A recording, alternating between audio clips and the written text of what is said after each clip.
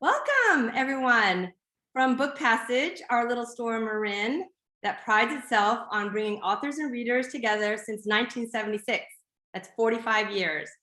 My name is Julie Carlucci, and I so proudly head up the Signed First Edition Club for Book Passage. I want to give a special shout out to all of our members from all over the world. Thank you for supporting our independent bookstore in the most meaningful way possible. I just want to do a quick reminder right now up front so we don't forget the code for purchase.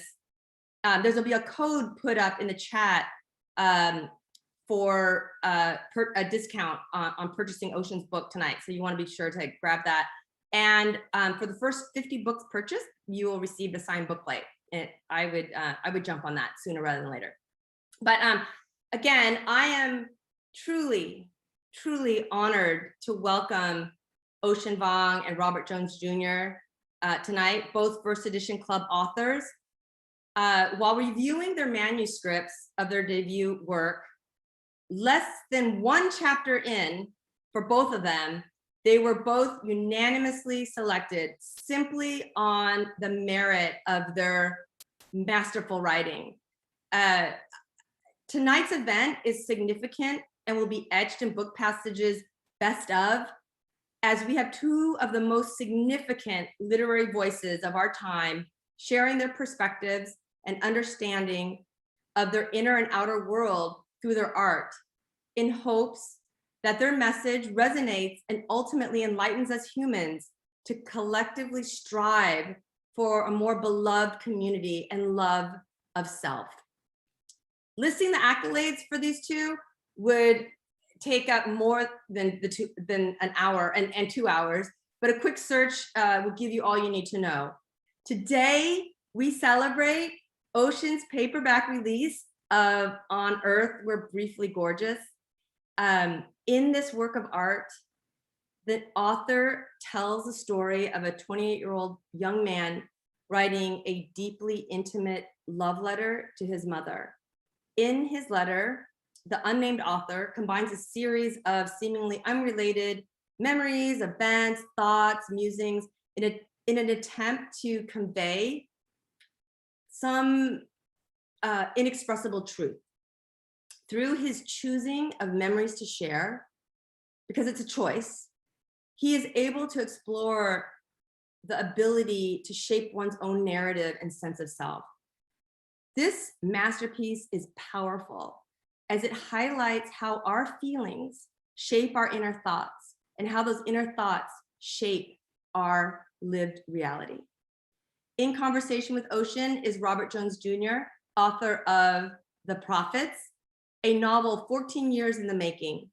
His gift, and I want to stress gift, is what I categorize as an offering and a prayer to our world.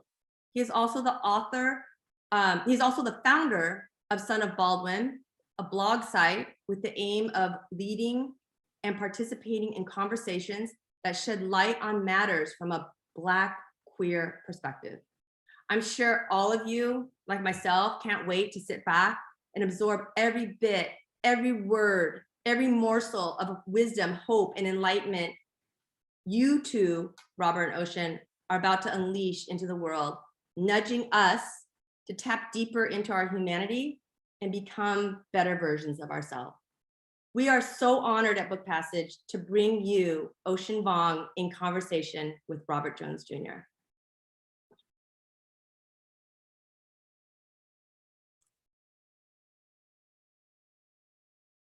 Hello. I think you have to unmute yourself, Ocean.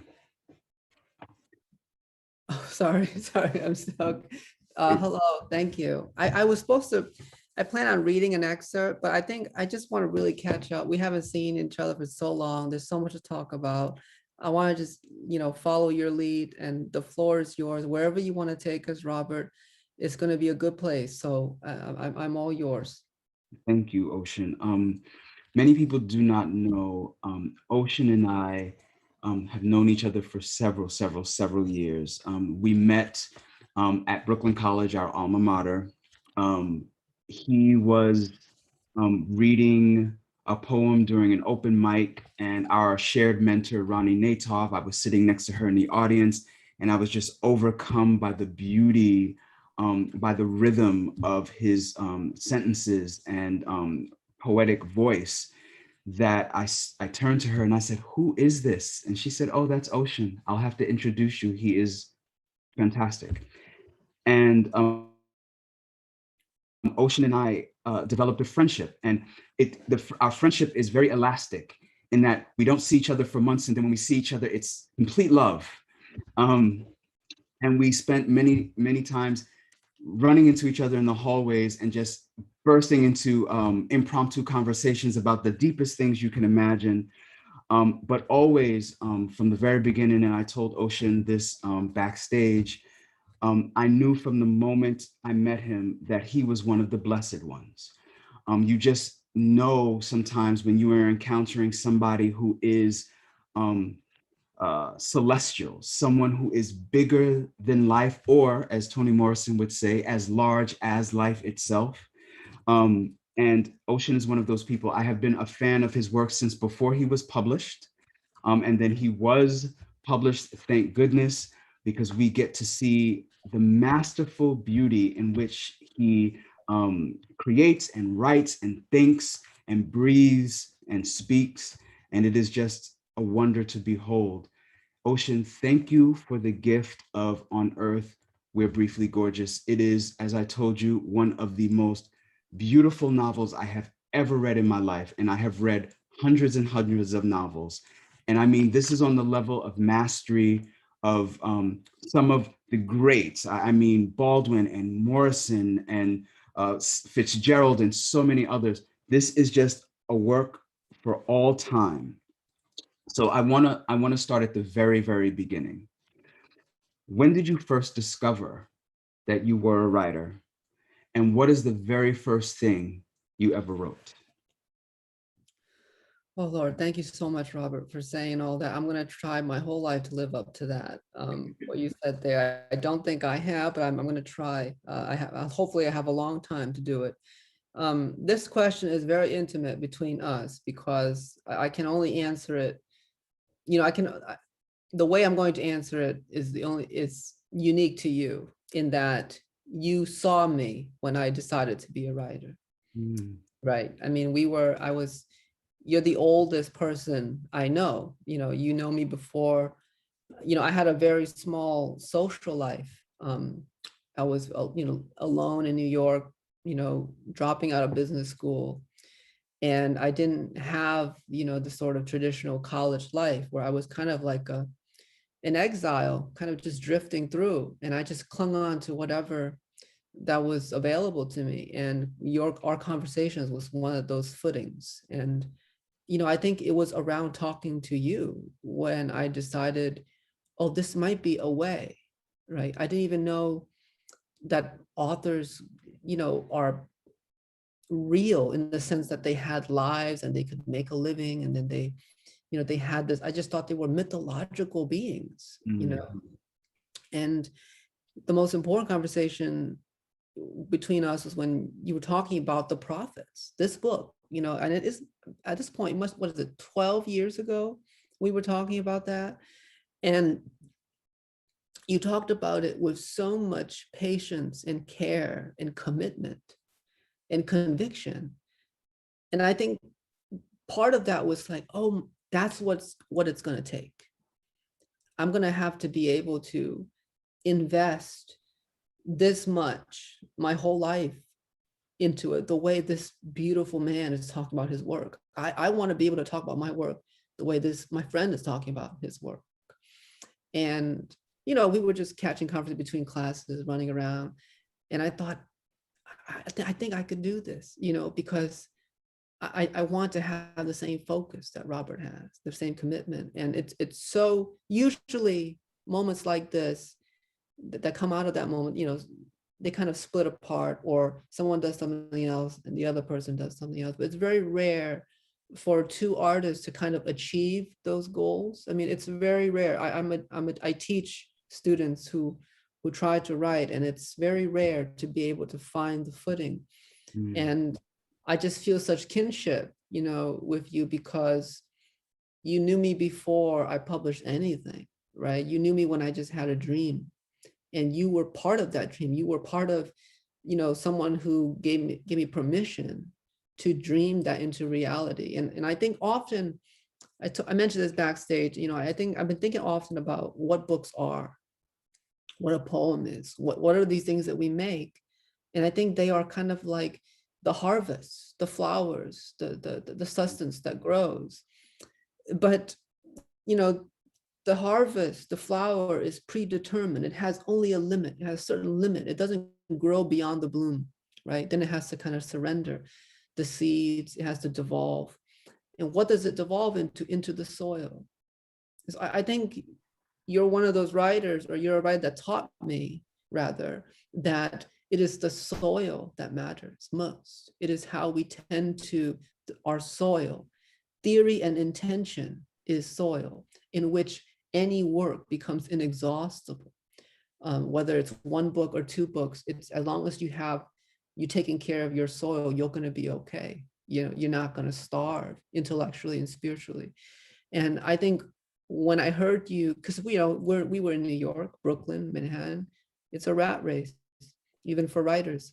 But when I talked to you, everything was there was a slow confidence that you talk about blessedness and ancestors. And I think this man is not in conversation with his peers alone.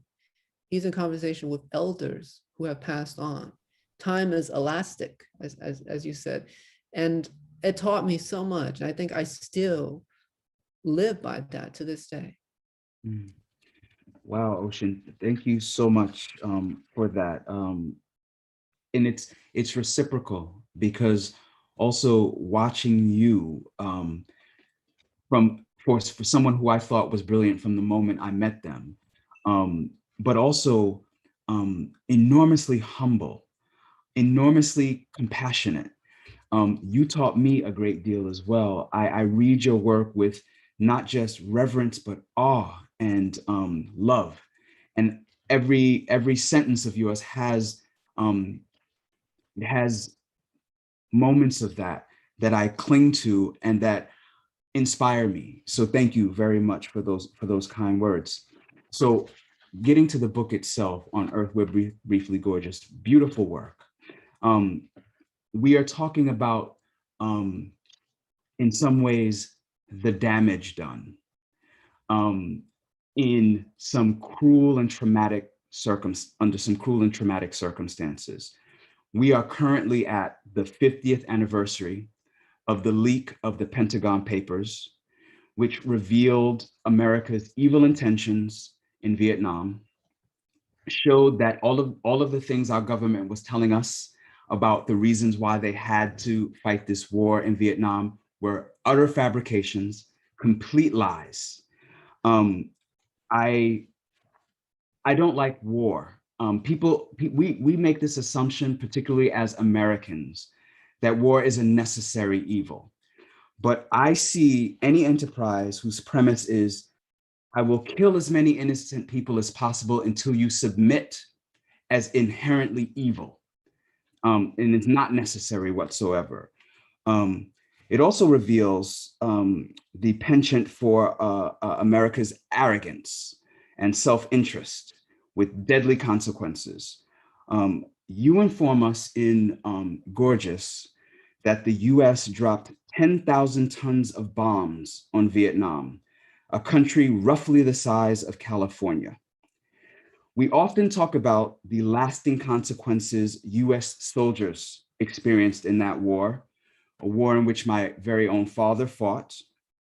And I was one of the casualties of what the war did to him. My father was at once a gregarious man who was loving and funny, and then also a man who abandoned his family and self-destructed, all while the country ignored him.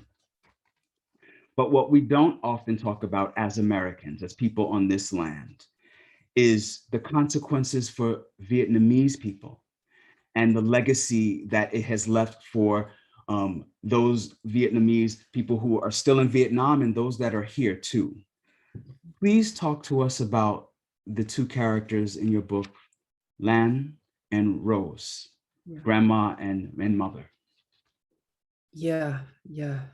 Oh, everything you said there. It's everything. I think I love how expansive your take on this is, because that it is expansive. It goes right to the start, the genesis of this country. And I think America's obsession and tolerance for war, right, is, it's right there in the genesis of the country, because wiping out a peoples was how this nation state, developed, from these colonies that were purportedly, at least sold to us as students, as refugees of religious persecution. But at what cost, right? And so that cost, the cost of Native American lives and the genocide that unfolded, was completely vanished, right? They were seen as benevolent guides that helped these colonists, farmed, survived the winter, and then quickly vanished, right? The interesting thing about the education leading up to the Thanksgiving holiday is that after Thanksgiving, the colonial education for an elementary school student in New England, as I was, ended, right? After Thanksgiving, after the party, that we didn't heard about what happened to Native Americans. Meanwhile, the streets were named after Nawbuck School, Wanatuck Drive, right? All of these streets, the high school that I went through, the mascot was called the Tomahawks, right? And you would go to these high schools, you would go to a basketball game, you see a sea of white faces chanting with their, doing this, the mimetic stereotypical chants that was supposed to be a site of pride. And so what happens ultimately when you have taken over a narrative? That's the biggest education for me as an American and as a writer, is that what is the price? What happens to a country when you have dominated and conquered a people to the extent that you can turn them into a mascot while they are still alive? Ooh. And so that sort of vanquishment is right there. And I think, your father was part of this disproportionately Black population that was drafted. It was not representative of America's population, right?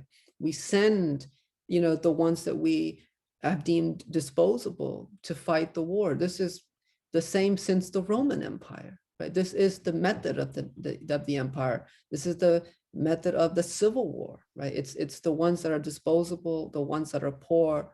In Vietnam, it was majority Black soldiers that went over there. And so I always recenter this in the same way you do, in that when we talk about Vietnam and the war there, we're talking American history. We're talking about American foreign policy first. My family's immigration, refugee status began not bombs were dropped. It began when American foreign policy deemed us destructible, right? We were worthy of destruction in a where their body. You hear me? Okay. Okay. Okay. Let me know if this is good.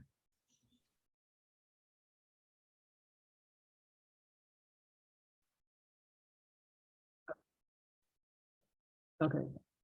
All right. Thank you. I guess the internet was bad. So I think, yeah, I think it's just, this is the reckoning of this book was kind of me reckoning with American history.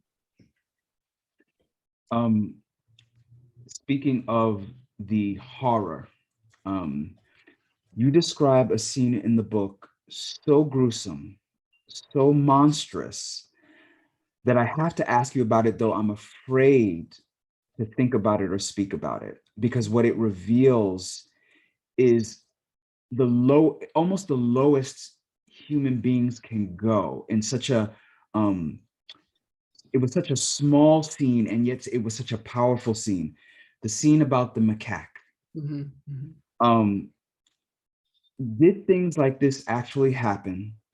And what does it really say about the people who partook? Yeah, it did. It did. And I think that scene was very strategic for me. It was the hardest scene to write, but it was the most important, because I did not just want to write a polemic. I did not want to write a book about winners and losers, good and evil. I wanted, to, at one point, to have a thorough investigation of history, but also a thorough investigation of human beings as a species in the Anthropocene, and our crimes therein as a collective, right? I didn't want to choose a side. And I think that's one of the great privileges of fiction, is to kind of expand and complicate history further through intersections. And so as a writer, you just kind of place things side by side, and naturally, like chemicals, these things will have a reaction towards something new. And so I put the scene of Vietnamese men eating the macaque monkey next to soldiers, American soldiers, pointing guns at, Lan and the infant Rose at a checkpoint while their village burns. Like, Lan is pleading for American soldiers to let her into her burning village, her home. And, they have, their M16s pointed at her. And the lore, the mythos of the macaque brain was that it cured, erectile dysfunction. It was about potency. It was about prolonging life. And so I wanted to show the irony and the futility of our species, that here's a group of men who are attempting to pass down, their lineage, to proliferate, more of our species. To what end? So that a mother and daughter could be standing at a checkpoint with guns pointed at them. And so it's like this cycle that we have committed to. And I think my gaze ultimately there is informed first and foremost by Buddhism, which recognizes Buddha nature in all sentient beings, both the animals and the people. And so I kind of wanted to flatten that sort of moral hierarchy into an egalitarian gaze, like point to the victims and point to the perpetrators, and you're going to start going like this. Oh. And I had to get that chapter out soon, because I wanted to lay the groundwork that this book truly has no heroes, no victims. It's just a book about people trying to live in the aftermath. So brilliant, so absolutely brilliant. Moving a bit ahead, um, under your observant gaze, the nail salon, in which the mother character Rose works in a nail salon, is revealed as more than just a place to labor. It is also a place to serve, to supplicate, to commune, to come together, to strive, to learn, to laugh, to understand, and to empathize. Do you think that is why Robert Aaron Long chose these to be his sites of genocide? That he not only wanted to do harm to Asian peoples, but he wanted to traumatize, erase, strike at the very core of gathering and cause a lasting despair from which he hoped we might not ever recover. Do you think that the police, who offered him excuses, comfort, and cover, also long for this sort of endless mourning that makes anything except weeping impossible? Yeah, I mean, it's a pattern, right? America is a pattern of violence, and at worst, is a pattern of death. You think of Dylan Roof, and the narrative around his arrest was that how the cops brought him to Burger King. You know, and I mean, it's like, it's even hard to even narrate, right? And you think this has to be, if you had this in a novel, an editor would say, come on, you know, that's not too, it's hard to believe, come on, you know. But this is the myth and the madness that we live in this country. And so it kind of normalizes the mirage. And I think this country traffics in mirage and myths. I mean, this idea that this is the land of the free, built on the bones of those who have been genocided, right? I mean, it's that founding is still there and still in everything. And I think absolutely, you know, I mean, even if we were to take the justification that the police offered, which is that he had a sex addiction, what he did was he abstracted his problem and mapped it onto individual peoples, right? And so he had to reduce. So there's so much mental gymnastics that has to happen.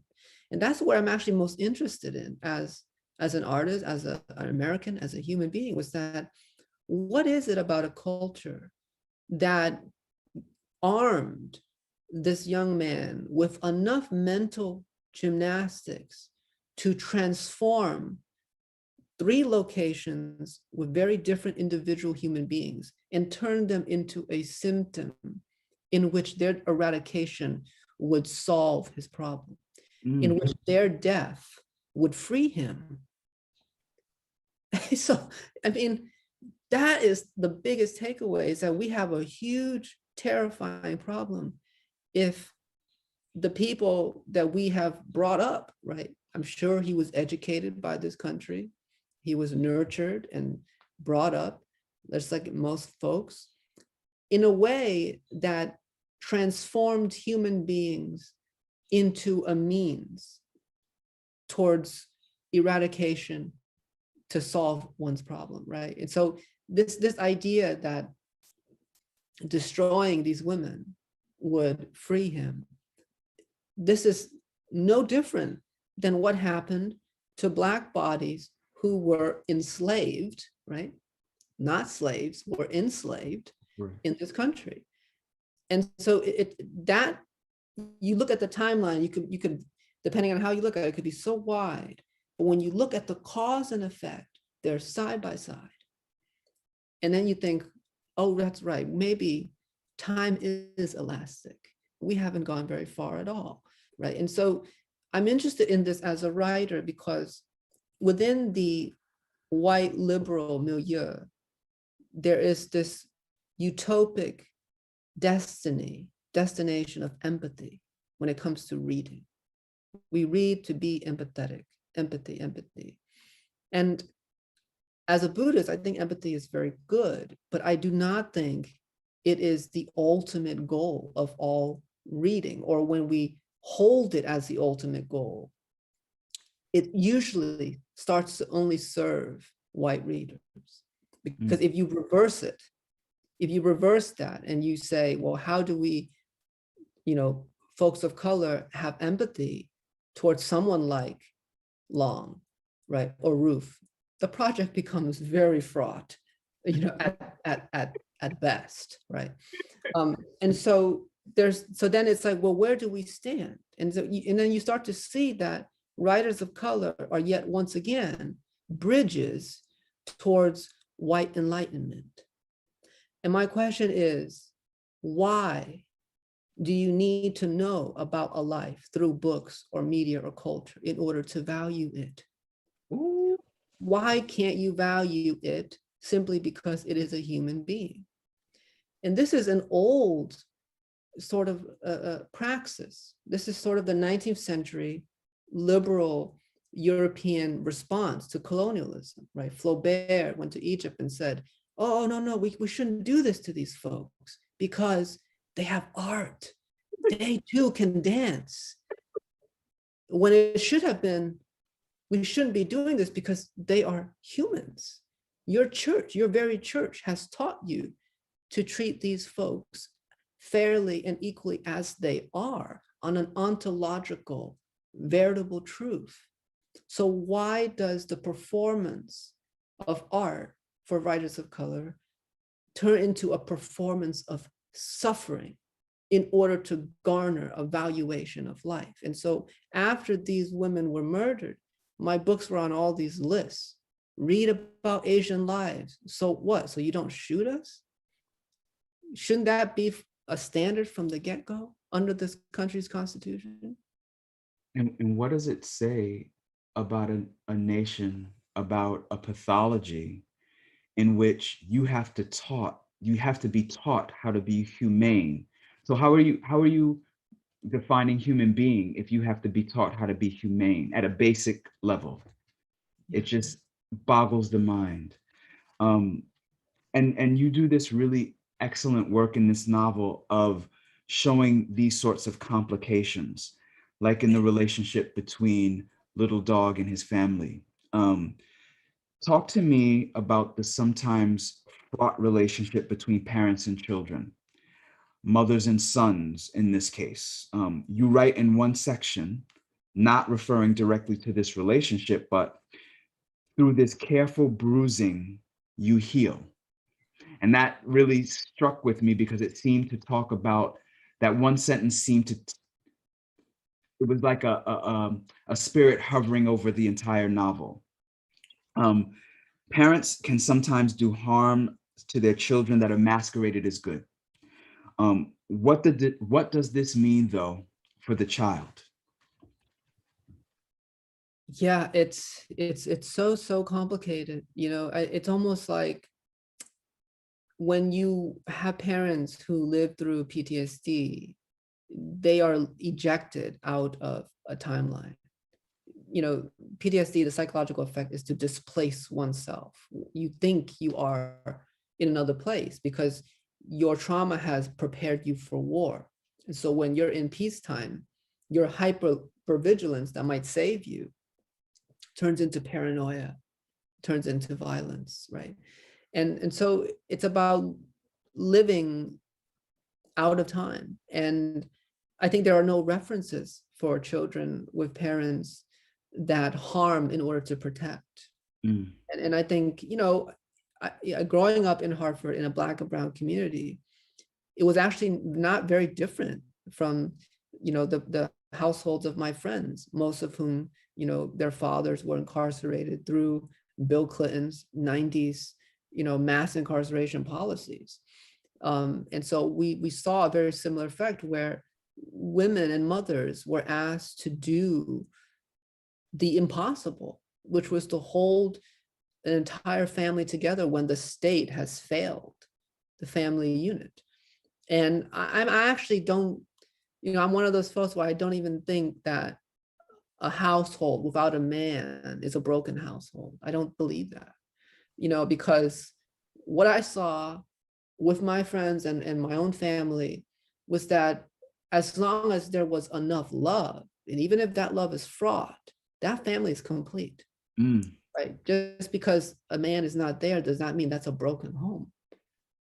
And because when it was very interesting living in New England because segregation is so close, right? You can literally walk across a bridge and be in the suburbs in the McMansions. And so I got to see how the other side live. You go, to friends' houses, and I saw another kind of, deficiency there that looked very different, right?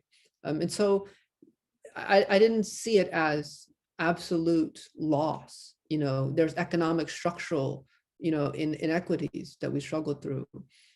But I took, my elders as they are, and whatever, harm or love that was offered, at the end of the day, I think you have to, part of the book's quest is to have understanding, even over forgiveness.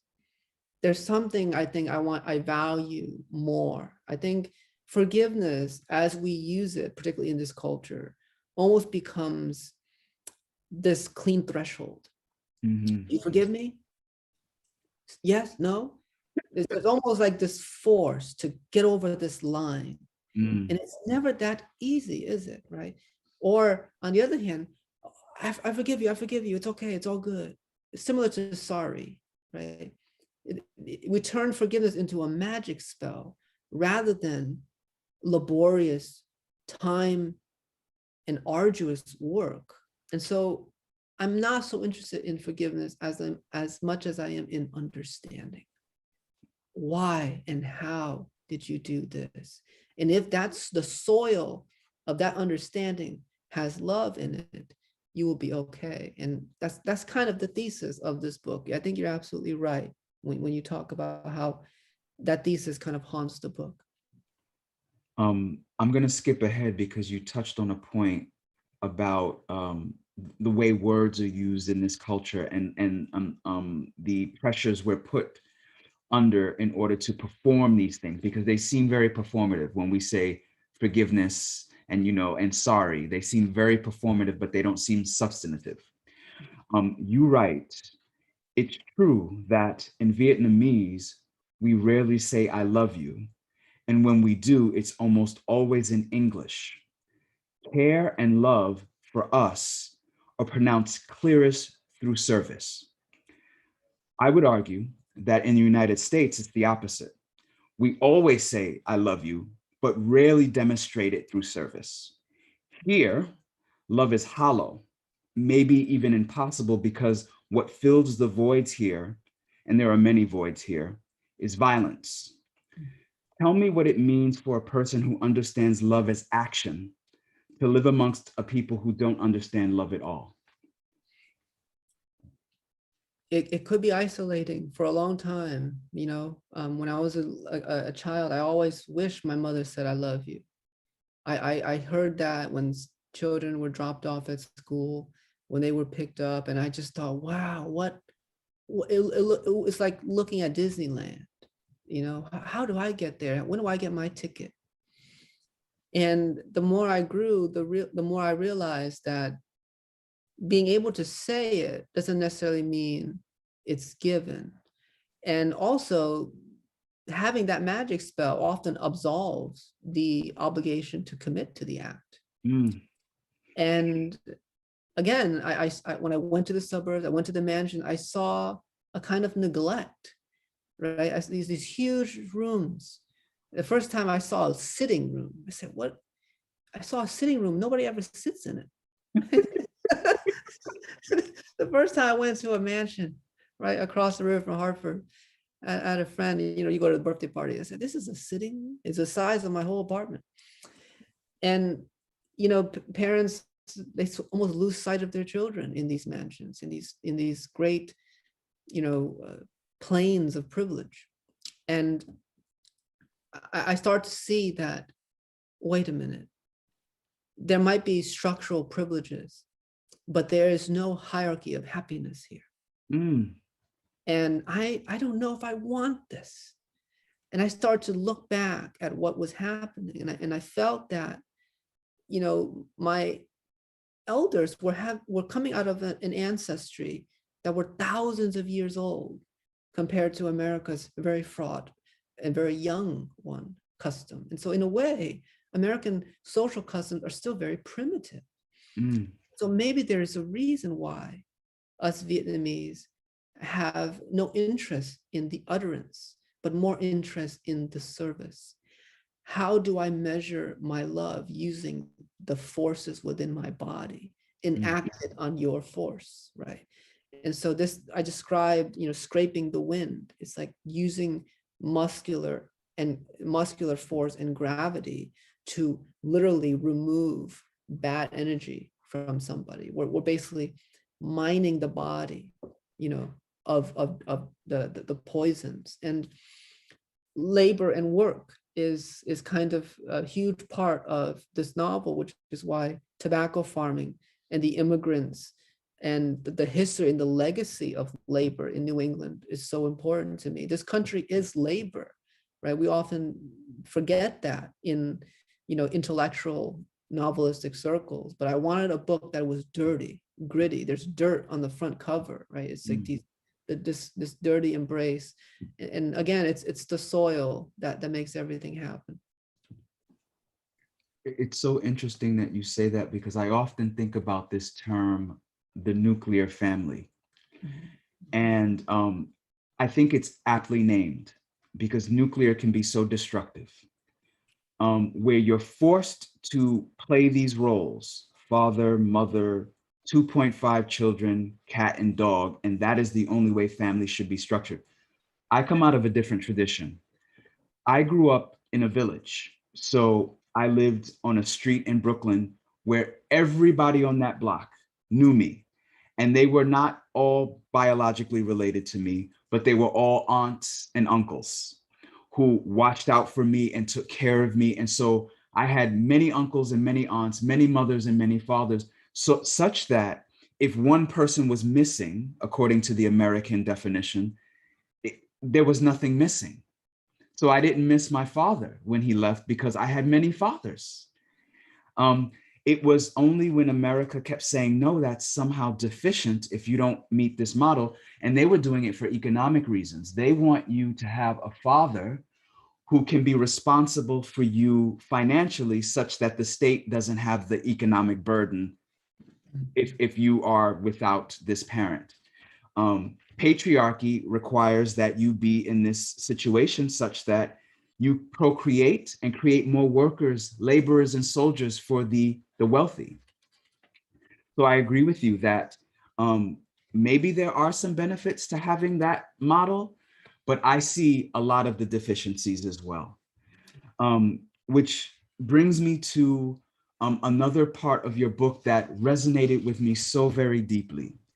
You talk about this term that's used to describe queerness in Vietnamese, and that there was no term in the beginning because, and I'll quote from your book, before the French occupation, our Vietnamese did not have a name for queer bodies because they were seen, like all bodies, fleshed and of one source. But after the French occupation, Vietnamese people adopted the term pedophile as the label. Isn't it terrifying how European colonization is responsible for the global spread of anti-LGBTQIA plus bigotry, and how readily, eagerly, we, the colonized, accept such bigotry as godly, existential fact? You see this all over Asia. You see it all over the global South and Africa, and it's a great loss in, and when you see it as a strategy, it starts to make a lot of sense, right? The strategy is to immediately render a peoples who outnumber you, because as a colonizer, you're the minority. Speak You about it. have to render them defunct via shame. So this is what Morrison said. Morrison told us, right? If you have to make me kneel to feel tall, then you got a problem. And it has nothing to do with me. Right? Okay, the godmother told us this. And she was right, and I think you see this method and it becomes very arbitrary because it uses the church to deem what is right and wrong in order to, the ultimate goal is to subdue, is to subjugate. You become a subject of an empire. And you do that through shame. It's a very psychological mode. And you see, it's even clearer when you see it, when you see America doing it to Black and brown communities that I grew up in, right? We had a corner store where everything was more expensive, and we had a liquor store. Why are these liquor stores, right, Everywhere. so close, right? Why are the fast foods that are harming our bodies, that are giving us diabetes, why is it so cheap and so readily available? When you start to look into this, you see that there are segregation through strategy of poison. And this is no different. The subjugation by, forcing a population to kneel either by force or by sickness is one way to conquer and divide. And I think it's when you have that knowledge, though, it's incredibly liberating, because you realize that whatever shame that you had that came out of that, which is very real, it didn't start with you. You were not the source of that shame. You were a link in the chain, started way before you. And this is where I often push back when people have this perennial question, particularly to writers of color. And they often say, well, how do you come to terms? How do you come to terms with being Black and queer, or with coming out of the Vietnam War, being a refugee? How do you make sense of this? And right away, I say, how do you make sense of this? It's very important, right? We really want to fetishize the expert or the public figure. We want them to kind of absolve us, right, with everything. And I think the most powerful thing we can say collectively is that I haven't come to terms with it. Mm. These structures of death have been invented long before I was born. How can I come to terms with it? How should I? How can writing any book solve and come to terms, make peace with this? The more interesting question is, how do you, being part, when your tax dollars are being, vacuumed into these corporations of death, how do you come to terms with it? And flipping that question is important, and not in a very glib or coy or snarky way, but really to say, you too are in this boat that I am in. You thought I was in this boat that had a leak, but we're in this big, big boat and there are many leaks and you're on the same deck. And I think that repositioning is very important. And I think conversations around repositioning our collective thinking is much more important than saying, oh, look at you, poor refugee boy. How do you make it out, right? This is my hour of culture. And then I'll remove myself, and then I'll be enriched by your suffering. And that's kind of how, the art and the media from writers of color has been treated as ethnography, which is why James Baldwin's Go Tell It to the Mountain is probably the most important book I have ever read in my life. Listen. Because what Baldwin did there, and I think scholars have yet to really give him the formal credit for what he did there. It's so subversive. And he said, it's a book I had to write in order to write anything else. And he's absolutely right. Because what he did there was, he knew that the editors who are thinking about a majority white audience was trying to frame this book as a tour guide of Black Harlem. And instead of being the tour guide, he offered a history lesson, right? He's like, you're gonna get one day. It's one day, we're just gonna go to church and back, right? But in that day, you get a portrait gallery. And so what he did was, and I really modeled Unearth after that. I said, oh, I'm not gonna give the ride. I'm not gonna want readers to sit back and enjoy the show. I want them to move into a portrait gallery in which the faces they see will have a history. And so Baldwin maps, as you know, the Great Migration. And so he said, Black Harlem came into being this way, that there are roots to every face.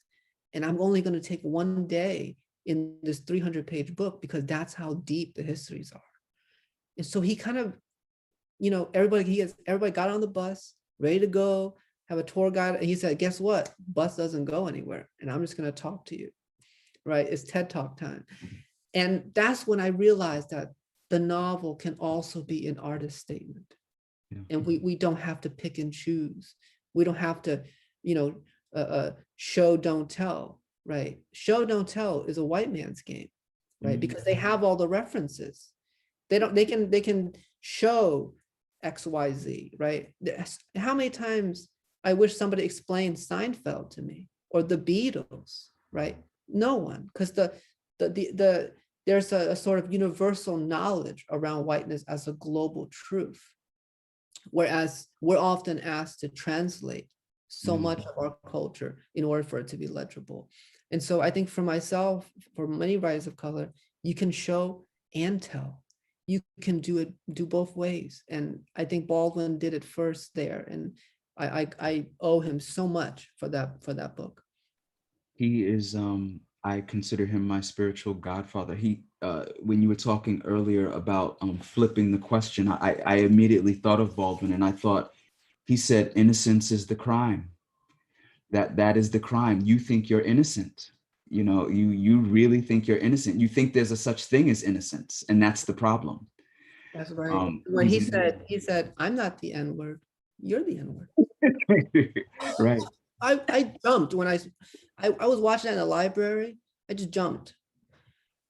It seems so simple. I've never heard it was just so many things. But yeah, absolutely. Spiritual father for sure.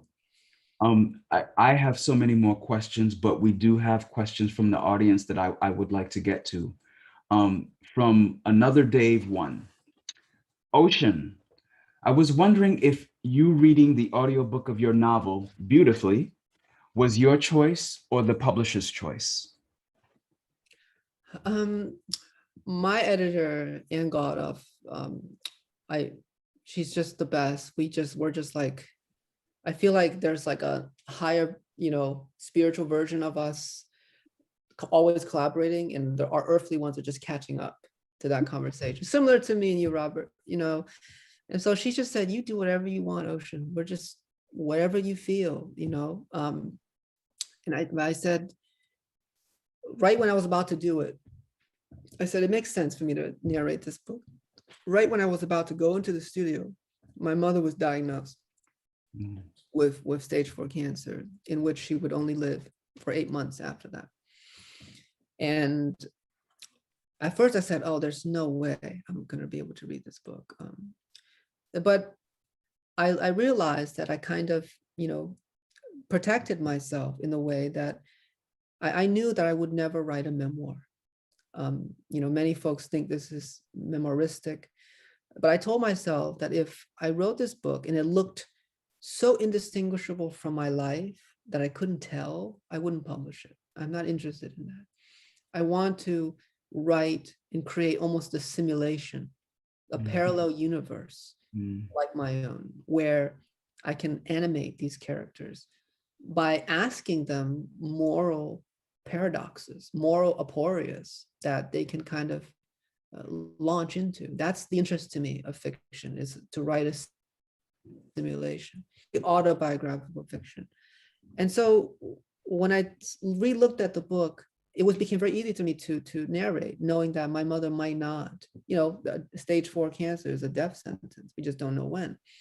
But it felt like I was reading another life, because I made it so different enough from my own that it wasn't my mother. I was not these characters. And so I could do it as an author. And so that was a very nice confirmation that I achieved that one goal that I had, which was to truly write a novel. Thank you. From Denise Irvin, Ocean, your poetry has slain me for years, and Robert has already brought up how poetic your novel is. Can you talk about, can you talk to us about your process in crossing genres? Yeah, it was hard. Writing a novel from scratch, learning it on your own. I've never, now I proudly, before I was kind of very nervous about it, but now I can proudly say that I've never been in a fiction workshop. Um, and I kind of just stumbled forward and I looked up models. And I think coming from a poet's background, I started to see it as a benefit. I could see that, oh, I don't need to spend, 5 pages on this scene. This scene could be done in 2 paragraphs. And because sometimes entire poems, 40 words, 60 words are entire scenes. So I knew how compact the things could be.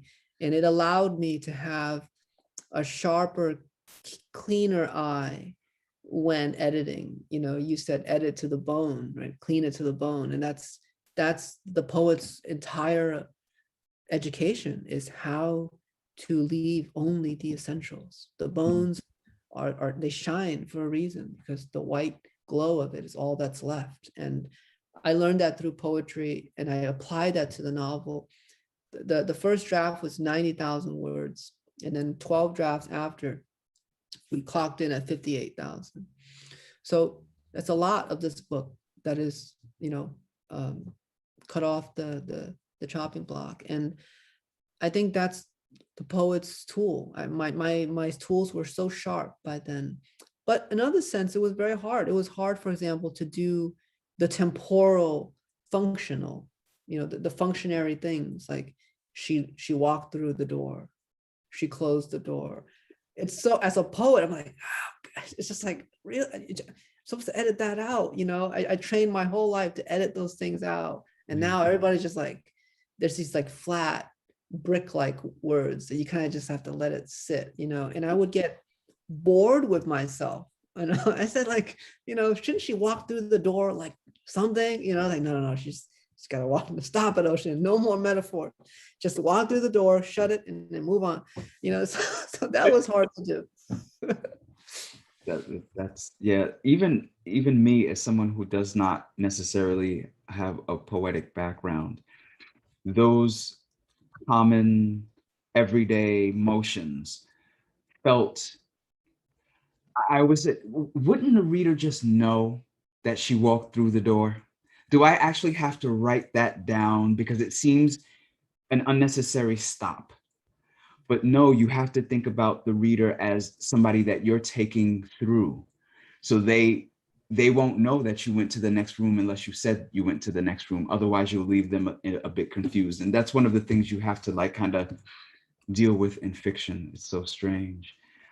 We have a question from Gary Frey, and he says, both authors have so beautifully written in a way that brings their ancestral cultures to life. How does this insight, perspective, respect inform the art of writing? You want to answer that? Okay, well, for me, I always feel as a Black writer that I am writing in a tradition. I am someone who is writing in a tradition in which my very ancestors were not permitted to read or write, that it was illegal for them to do so, and at the threat of death, violence or death. So I'm writing in the tradition of the witness. I am writing because my ancestors had testimony, my contemporaries have testimony, and it is my job as the storyteller to write those things down. So for me, without the ancestral link, without the spiritual understanding, I don't write. It is inseparable from my art. Like, it is all a part of it. This is my great grandfather Lawrence was what contemporary people might call a medicine man. He practiced magic or whatever it was that you would call it, but he was also the storyteller. He was the person who went into the woods and knew what it was that would cure you, brought it back out, and then told the story so that his son would understand when he was gone, how to go into the woods, how to find that particular thing, how to bring it out so that he too could heal. So my job as the writer, as the storyteller, is to pass on healing, and that is ancestral. And I could not do that without my link to my ancestors.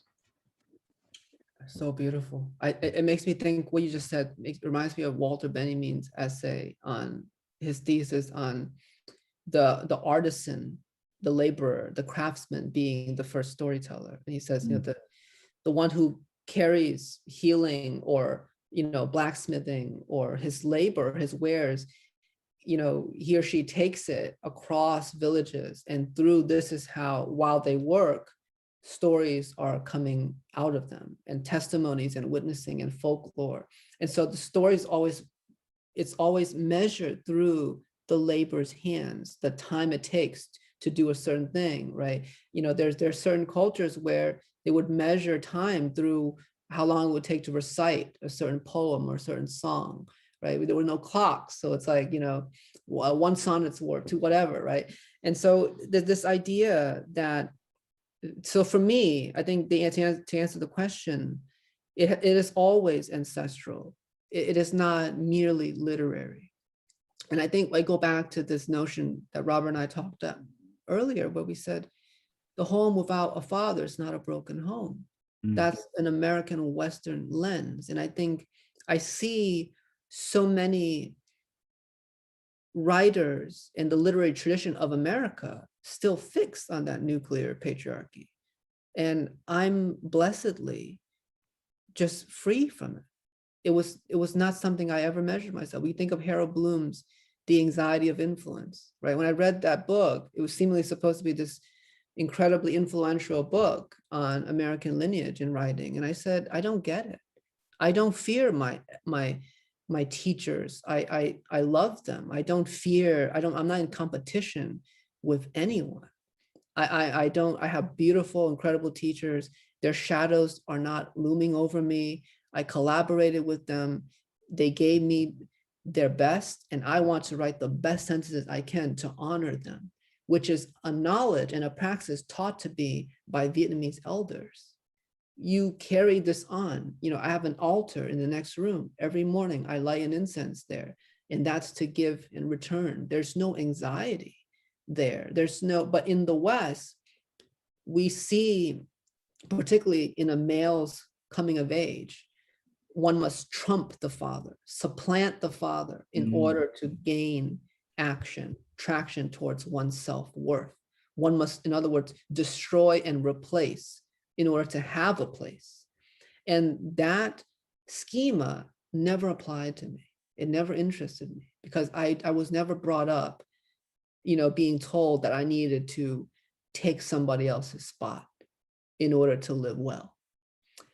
And I think in this country, we champion that. And then we champion it through hazing and bullying, right? There's this sort of idea that one must earn one's stripe through male hazing in order to make a space for oneself. And so the anxiety of a patriarchal, you know, competition, battling the elders to take them down. I've read so much literary criticism where it's just like, one generation destroying the other generation over and over, from Europe to America. And it was just so boring and needless. And I actually think it's quite damaging, because what they couldn't say was that, oh, you were right, I'll build on that. They had to kind of have a rebuttal. And the dialectic, you know, as Hegel would say, is quite stunted. It doesn't build on everything. One has to kind of be a contrarian to the other.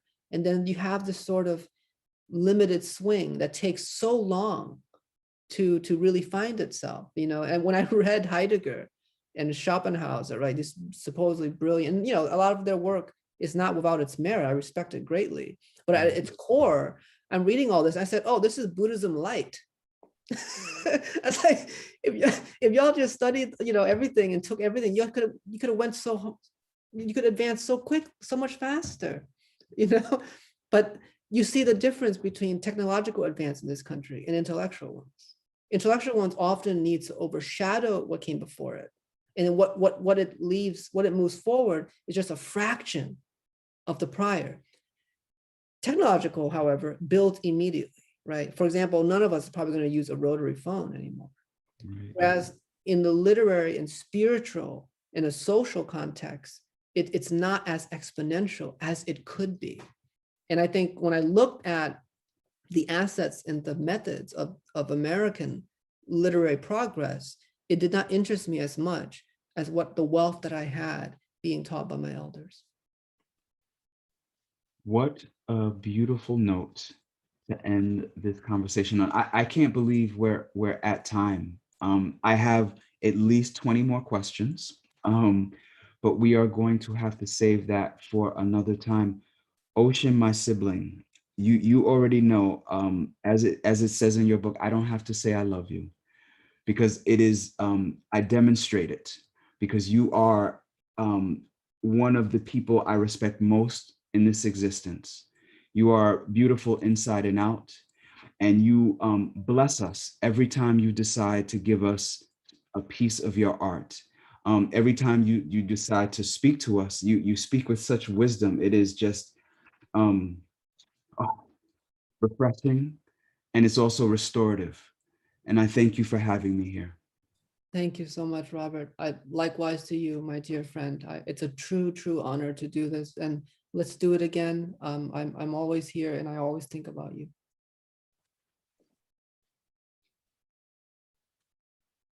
Wow. I knew it was going to be amazing, but I'm just speechless. The both of you make it so meaningful for us at Book Passage to be booksellers. Your work is gold to us. It is what we pass on to the people that come in and want to educate, want to learn, want to expand their life, want to be better. Your work and your gift is what makes our job fulfilling and meaningful. No one does book selling to make money. You do it because it's a passing on and encouragement to be more than what you are today through the gifts that you guys bring to the world. So truly, thank you. You, Robert and Ocean, you always have a home with us in San Francisco. I hope truly you come back soon in person. I can't wait to take you around and show you our city and be in your presence. Again, I'm here. I'm happy just to be in your light. Everyone that's out there tonight, I know you are feeling the same. Thank you for joining us, and don't forget to use the code that we've offered to purchase your book. And I mean, the first 50 book plates, I think it's a beautiful gift. I can't think of anything else more amazing to put in someone else's hands. Thank you so much. Thank you. Thank you. Thank you.